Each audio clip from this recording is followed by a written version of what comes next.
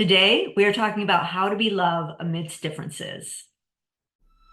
Welcome to the I'm Perfectly Divine podcast, a place for the strong, sensitive, spiritual seeker to recognize the perfection of your human journey as a pathway to remembering your divinity, the emotional and spiritual worlds through proven and grounded frameworks that support you to live in the wholeness you already are. For over the past 2 decades, I have supported people from all around the world, as well as Fortune 500 companies, to dissolve the divisions within them and live with greater empowerment and love. This podcast is an exploration of the paradoxes that befuddle us as we live our lives being both human and divine. Together, you and I, along with other experts, will navigate integrating psychology and spirituality, the divine feminine and the divine masculine, the darkness and the light, to create greater sacred union from within. I believe through your remembering that you are innately divine, that you will allow yourself to more openly shine. So let's get to it, because your unique light is needed more than ever. Hello, my strong spiritual sensitives. I'm excited to be with you today because we're heading into Thanksgiving. We are just out of an election, and it's important to be discussing, I think at least, how to love amidst differences. And so today I want to discuss this notion that love is love. Love is love is love. Love is love. Because now that the election is over, a slogan from the 2020 election keeps running through my mind, which is love is love. So back in 2020, this slogan was to honor the rights of those who are LGBTQ plus and to honor how they choose to love. And this was very important in 2020 and still important. And now, 4 years later, I think that slogan has even greater depth to it if we really allow ourselves to receive the meaning of love is love, especially as we shift from presidencies, from Biden to Trump, because the question that keeps coming forward for me is, can we honor, truly honor others and how they choose love? And what I mean by this is not just sexuality. What I mean is love in all its forms. So it is it how they choose love towards life, including their beliefs in what freedom is, what safety is, what it means to be wealthy, what it means to love their country, what it means to love one another. And so what is happening is that I see these judgments around one another. And what I know is that we have approximately 50% of the population leaning one way. We have another 50% of the population leaning another way. And this is in the United States. If you're not in the United States, I think there's still something to gain towards this, because it's really this question of how do we love one another when there's differences that are pulling at separating us. And people at you and I, at our root, are love. We're all love. The other approximately 50% of people who do not see things as you see things are love at their root. And our egos can make us believe otherwise, right? I know I've heard it all. I've seen it all on both sides of the equation, right? Now, also know as a psychotherapist that our expression of love can absolutely get tangled up based on our past experiences, our traumas and fears. But that does not make us less than love. And so it's really important for us to get this when you yourself aren't feeling that love towards others, because I want you to go into the holiday season being able to come from a place of expansiveness rather than feeling closed off. So I think I've got some, you'll probably say, interesting ways to do this.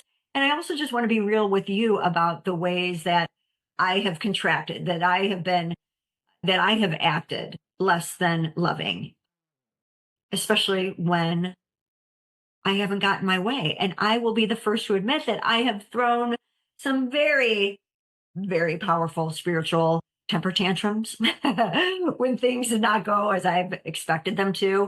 I come from this place of, oh my gosh, I showed up with such good intention. I showed up from a place of love. How could this mean that I don't get the outcome that I want? And I become very self righteous about that, believing I've been led astray despite showing up, even when it was difficult, despite prayers for change, right? And I'll tell you, when I've been in those states, I've been completely closed off. I'm not able to see my blind spots. And thankfully, through the work that I do with emotions, I'm able to break through that. But I know that when we're passionate about something, it can be harder to have that breakthrough. And so some of you may feel this way now, that you've been led astray. How could this happen? Some of you may have felt this way back in 2020. And all I can remind us, myself included, is that self-righteousness is a huge self-deception. And again, I'll raise my hand. I have learned this the hard way, plain and simple. Self-righteousness is self-deception. And so we want to be able to catch ourselves when we're in this place of self-righteousness, because your ego is not going to make it sound like that. Mine doesn't. Mine makes it seem like I'm just right. And it wants to make it really black and white. And so I want to go over some of the ways that I found myself getting caught in this, and how really when we blame, we make others wrong, we just are going to shut ourselves down from learning, expanding, and we're not going to be the change, the evolution that we want to see in the world, because it has to come from us first. And I know that can be difficult when you feel spiritually abandoned, especially I know I'm speaking to those of you who feel this deep spiritual connection. And so you aren't. You are never spiritually abandoned. I know our egos can make us feel that way. It's just understanding that you and I are being prepared for more, especially when you feel abandoned. I promise you, what I have found personally is that I'm being prepared for more. There's more of me that has needed to grow, and there's been a lot of growth that has been needed in my lifetime. So all of us, no matter where you fall on the political side of things, we are all being prepared for more. Because again, no matter where you stand with your beliefs, what we know is that there's close to 50% of others who stand on another side. And we have to really be able to choose how to handle the both and. Because remember, this podcast is about holding both and what it means to love ourselves and another when there feels like there's this deep division in beliefs. And yet, we know those who stand on the other side of those beliefs are equally as loved. And so right there, if we can hold that, we are doing some immense energetic, emotional, and spiritual work. So here's my humble opinion on what we are being prepared for, because this is an inner preparation, again, for what you desire to see in the world and how that can begin to come from you. And so, number one, how can we love with a sense of unity? How to love those that think different than you do.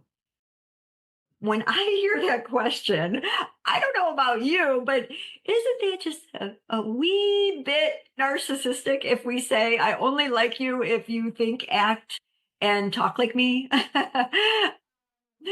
So how are we supposed to love others that think different than us? Well, what's our other choice?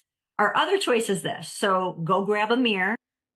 If you have one nearby, I got mine.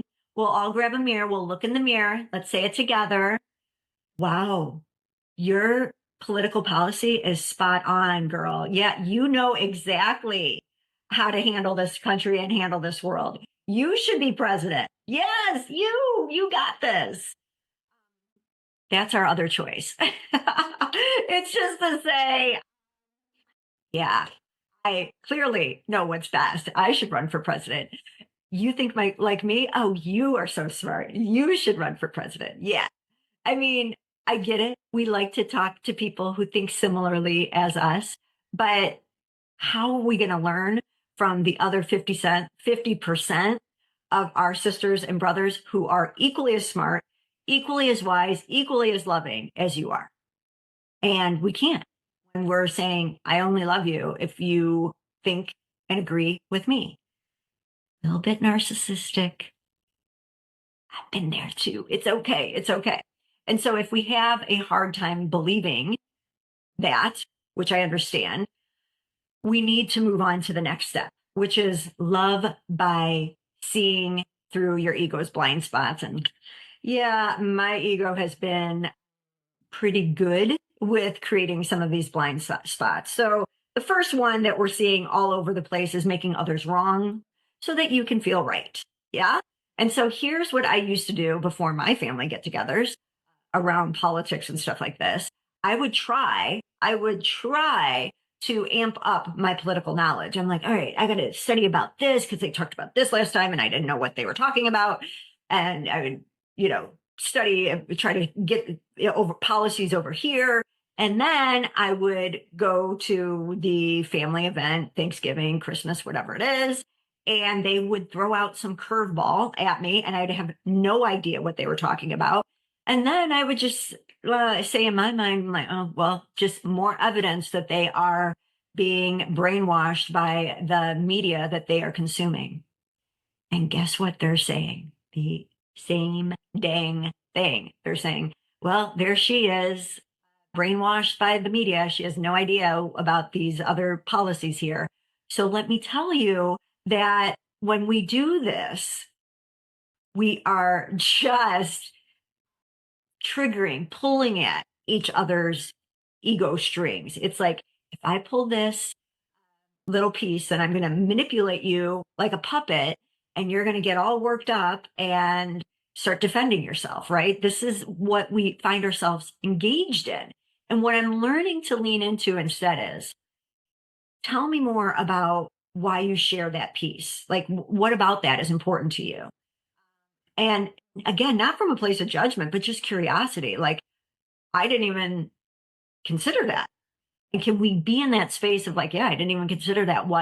Why do you bring that up? What is the important piece about that to you? And then you'll find perhaps some commonality, or you'll find more where you're coming from with this. And the other ego blind spot that we've got to get into is a desire for others to see things your way. Again, so you can be right. And I can be so guilty of this because I just want to help people. So if I just point out all the ways that you're doing something wrong, you'll get it, right? No, it's not going to happen. People hate that because we're just shutting each other down when we point out how wrong that we think that they are, right? And so that's happens to me if someone tries to point out all the things that are wrong about me, the wrong about how I'm thinking.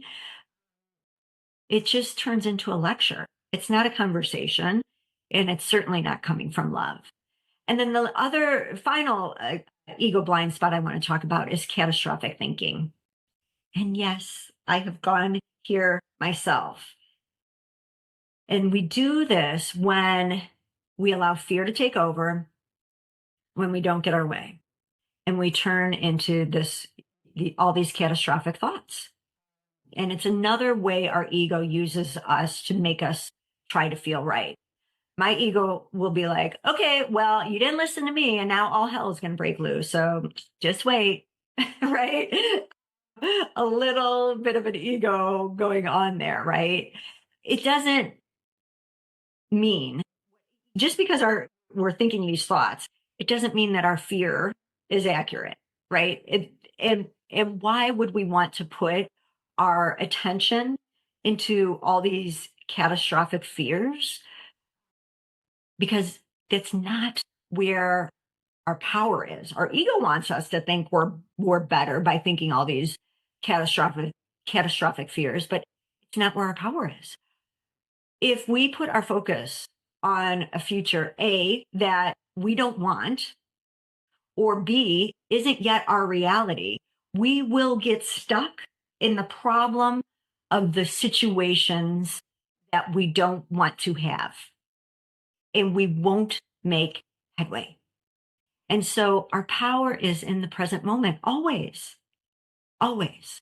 And how can we face the current problems that we have that are real head on without blame, but instead purpose? I turn to the wisdom of REM. Yes, REM, who has a song. It's the end of the world as we know it. It's the end of the world as we know it, and I feel fine. Now, this is profound because A, that song was written, I think, in the 90s. And so the world as we knew it, even back then, was, ending, but that's the point. The world continues to change. The world as we know it now will be different than the world that we are facing to the very next day, the very next hour. It continues to change. This is evolution. It's been that way for millennia. And that's kind of the point. And the wisdom pieces, and I feel fine. Take that in. That is some powerful spiritual wisdom because I can't control everything that's going on around me. I can't. But I can influence how I want to respond. I can influence how I feel inside. And will I internally be coming from a place of peace and love and expansiveness, or fear and being shut down? And we get to choose. And so that's why I go back to these songs. I know you've got to deal with me singing on the podcast too much these days. And I got another song coming for you, so just wait. But here's the thing. It takes immense courage and strength not to be lured by the ego and all the ego trappings and all the ways that the ego wants to pull our puppet strings and start to manipulate us, the way that people unintentionally pull our ego's strings to manipulate us. When we go into that, we're fighting from a state of victimhood. And that's why I love wisdom in lyrics and songs and poetry, because there's wisdom to guide us to break out of these old patterns that we find ourselves in. And this is one of the biggest things when I am teaching people how to turn their negative feelings into their greatest allies. Their ego is saying, that's not correct. You can't do that. And so it takes immense courage to be able to see the truth of how our feelings are guiding us to greater expansiveness and love. And so every time you do this in any area of your life, you are expanding your innate power rather than allowing fear to overrun you. And this is not a time for letting fear overrun you. This is what we are preparing for, that we can go into our strength. And so that leads me to number 3. Love is remembering you are resilient. You are so dang resilient. You are strong. I start this podcast knowing that you are listening, you are spiritual, and you are sensitive. And that makes you some of the most innately strong people, because you are so attuned. You are so aware of what's going on around you. And you've had to learn how to navigate this in a world that can be insensitive to that, in a world that can be overwhelming to you. And so I am sure that you can look back on some of the most difficult challenges in your life, ones that you were going through and you had no idea how you were going to make it through, and you did. And so we have to remember that when that occurred to you, I bet it changed you. I bet it made you, turned you, shifted you, molded you into a different person. And you're a different person now after you come through it than when you began that. And that's where we're at now. We are called to experience and trust more of this expansive state and where it will lead us on the other side, because there is a gift, a lesson, and an opportunity in every problem that we are seeing. It is a universal law. The law of polarity is guiding us to see that there's a problem, then there's a solution. But if you get so stuck over here in the problem, if you get so stuck in being self-righteous about and blaming about who caused the problem, you won't find the solution. So it's up to us to strengthen into that knowingness that this law is here to guide us to expand to the other side, to the solution, through our capacity to love. And this love is not the love of fairy tales and rainbows and butterflies, people.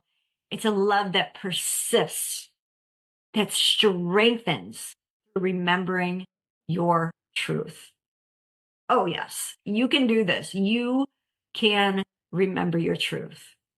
And that others are doing the same thing. They're trying to remember their truth.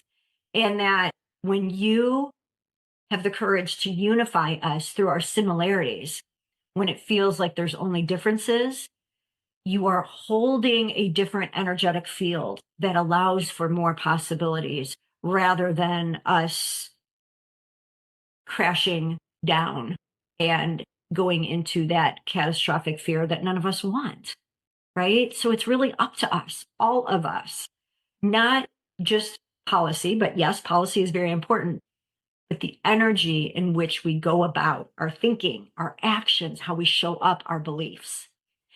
And then lastly, I think the invitation for us is to love more loosely. And here's what I mean by that. Again, I'm raising my hand so many times in this conversation, but let me tell you, I've been told I take things a bit too seriously. I don't know why. Why? Who, me?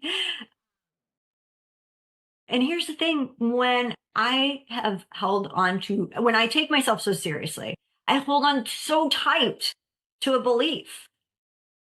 But when you love loosely, you are still holding on to your belief, but you're just not trying to prove yourself. And I get it. You're passionate about where you stand because, and some of these things that you're standing for, lives are literally on the line, and there's no joke around that. I get that. And at the same time, when we take ourselves too seriously, we're just not going to get anywhere, because we go into that place. I have gone into that place of having an agenda, of trying to convince people, of trying to prove myself. And one way that you can break out of this is to invoke some humor, do something outlandish.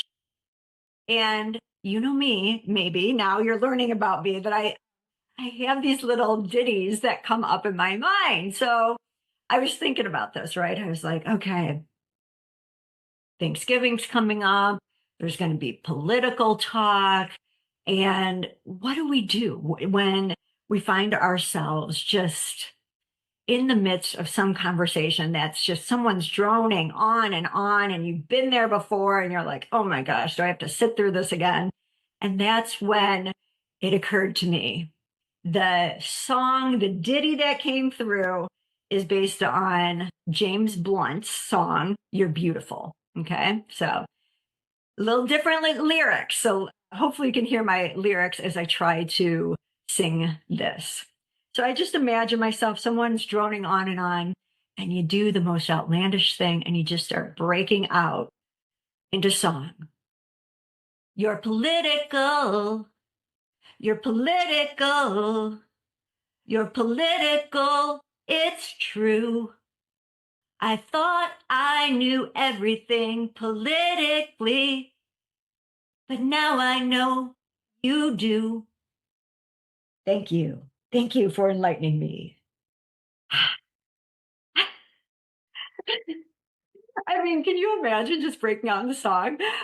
I mean, I think it's just so funny because it's like you're kind of admitting, like, okay, I thought I knew everything politically, but now I know you've got all the right answers. You do. Thank you. Thank you. You've enlightened me. Yes. So we're making fun of both of us. It's certainly a pattern disruptor, right?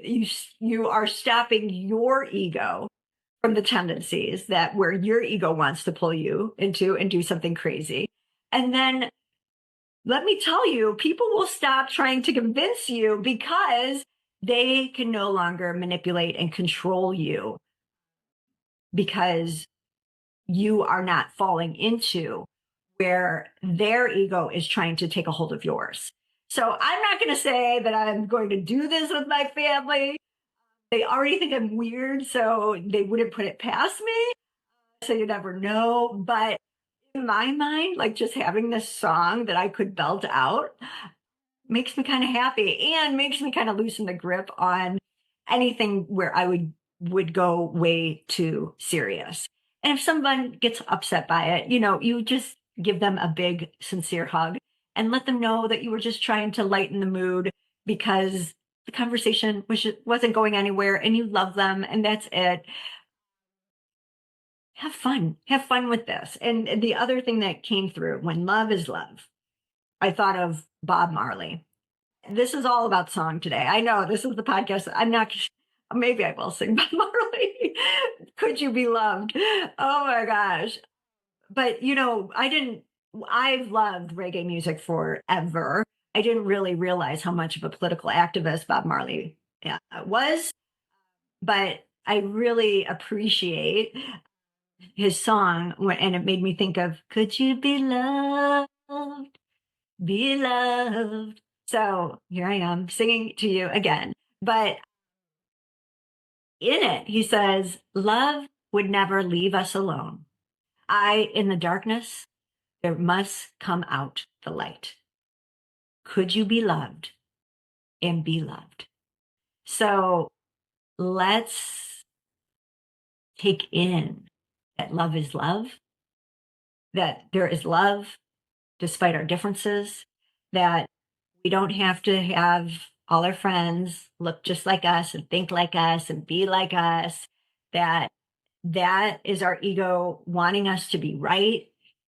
And we can have these differences and learn from each other and see the love in each other. And from there, be able to work together to create a world that works for all of us. So I hope this supports you. I hope you join in any of these practices that may lead you to lighten the load that you may be carrying if it's been heavy for you, and to know where our power really is. And if you do break out in my version of James Blunt's You're Beautiful and turned it into You're Political, please let me know. I'd love to hear. You can DM me.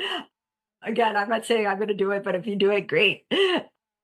So thank you so much for joining me. I'll be back next week. And until then, remember that you are divine perfection as you are. There is nothing to prove, just to remember within you that you are love.